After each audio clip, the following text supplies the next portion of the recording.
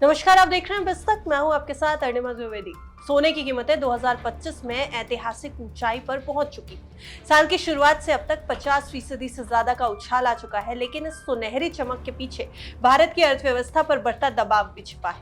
इस पूरे माहौल के बीच अब स्टेट बैंक ऑफ इंडिया की नई report coming of a turbulent age the great global gold rush सामने आई है, जिसमें एसबीआई ने एक बड़ा सुझाव दिया। सुझाव ये कि भारत को तुरंत एक long term national gold policy बनानी चाहिए जो सोने की भूमिका को साफ करे। क्या गोल्ड मनी है या फिर कमोडिटी? इस सवाल का एक साफ जवाब दे सके। अब रिपोर्ट के मुताबिक भारत में सोने की मांग दुनिया में दूसरी सबसे बड़ी है। 2024 में 802.8 टन यानी ग्लोबल मांग का 26%, जो केवल चीन से कम है। लेकिन देश की 86% सोने की जरूरतें इंपोर्ट से पूरी होती है, जिससे करंट अकाउंट डेफिसिट पर भारी दबाव भी बनता है। जब जब सोने की कीमतें बढ़ती हैं, रुपया कमजोर पड़ता है। एसबीआई का आकलन है कि गोल्ड प्राइस और यूएसडी आईएनआर का कोरिलेशन लगभग 0.73 है, यानी सोना महंगा हुआ तो रुपया गिरेगा।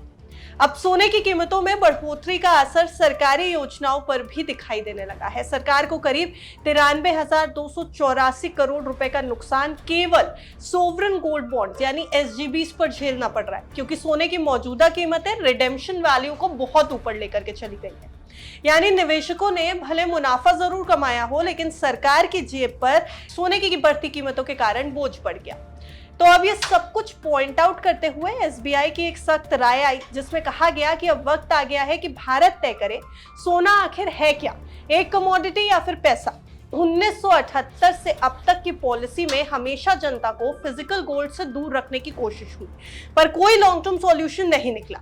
अब एसबीआई का कहना है कि सोने को केवल इमोशनल यानी भावनात्मक या फिर सजावटी संपत्ति मानने की सोच बदलनी होगी। चीन की तरह भारत को भी सोने के व्यापार, स्टोरेज, वैल्यूएशन और ग्लोबल यूज पर एक साफ पॉलिसी बनानी होगी। चीन ने गोल्ड को अपने रणनीतिक रिजर्व और अंतर्राष्ट्रीय व्यापार नीति का हिस्सा बना लिया, जबकि भारत अभी भी पारंपरिक सोच में फंसा हुआ है। एसबीआई के मुताबिक अब निवेश का एक नया दौर है। सोने को अब सिर्फ गहनों के रूप में नहीं, बल्कि सीरियस एसेट क्लास के रूप में देखा जा रहा है। गोल्ड ईटीएफ्स का एसेट अंडर मैनेजमेंट यानी एयूएम 90,136 करोड़ रुपए तक पहुंच गया है। साल दर साल देखें तो 165% की बढ़ोतरी। निवेश पोर्टफोलियो में गोल्ड का हिस्सा 5% से बढ़कर 10 से 20% तक किया जा रहा है। आरबीआई ने भी अपने विदेशी मुद्रा भंडार यानी फॉरेक्स रिजर्व में गोल्ड की हिस्सेदारी बढ़ाकर वित्त वर्ष 2026 में 15.2% की, जो 2024 में 9 के आसपास थी। लेकिन यहाँ रिस्क भी कम नहीं है। देखिए, एसबीआई ने चेतावनी दी कि मौजूदा तेजी सिर्फ डिमांड नहीं, बल्कि डर और सट्टेबाजी से प्रेरित है। सोना शॉर्ट टर्म में अपनी एक्चुअल वैल्यू से अलग भी हो सकता है। इसका मतलब है कि सोना इंश्योरेंस की तरह है, ना कि गारंटीड रिटर्न देने वाला एक निवेश, एक इन्वेस्टमेंट।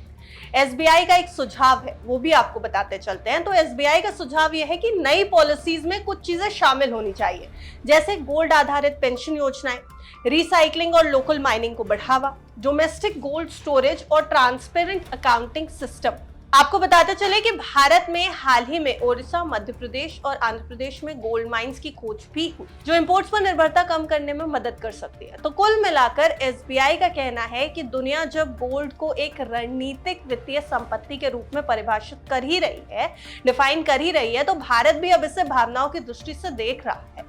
सोने ने भारत के भंडार को समृद्ध जरूर किया, लेकिन साथ ही उसकी आर्थिक कमजोरियों को भी उजागर कर दिया है। बढ़ता राजकोषीय बोझ, घटता रुपया और पॉलिसी का अभाव। अब वक्त है कि भारत अपनी गोल्ड स्ट्रैटेजी को इमोशन से आगे बढ़ाकर एक पॉलिसी का रूप दे और इसको एक बेहतर इन्वेस्टमेंट ऑप्शन की तरीके से सामने लेके आए। वैसे एसबीआई की इस रिपोर्ट पर आपकी क्या कुछ राय है, हमें कमेंट सेक्शन में जरूर बताएं और देखते रहें बिस्तक।